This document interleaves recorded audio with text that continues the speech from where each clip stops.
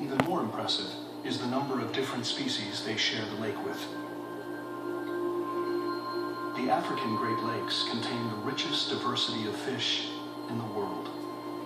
To see why things turned out this way, we have to turn back the clock again, to the distant past. The rift created Lake Tanganyika, Africa's oldest lake, 20 million years ago. But 3 million years ago, when the most recent ice age began to grip the planet, water levels fell so drastically that Lake Tanganyika divided into separate, smaller lakes. The fish in each of the now isolated lakes began to evolve independently.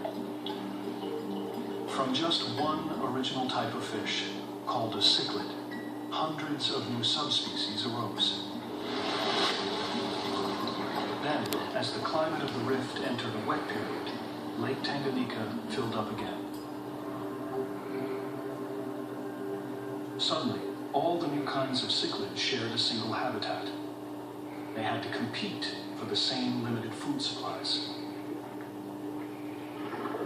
So each species of fish, out of sheer desperation, developed its own survival tactics that became increasingly bizarre.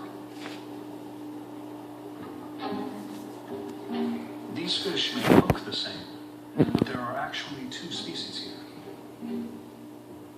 One is a spy. It has adapted to look just like the other, so it can infiltrate the school and get close enough to snack on the other species' scales. Tricky fish. Another species of cichlid developed a vacuum cleaner mouth to suck up nutritious algae from the rocks.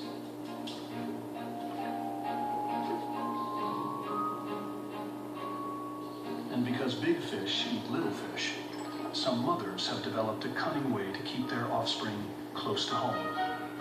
Very close.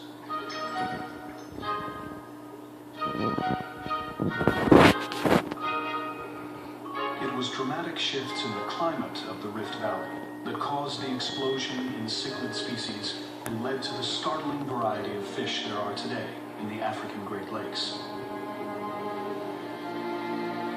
But changes in the weather, coupled with the rift's ongoing geological upheavals, would have other consequences.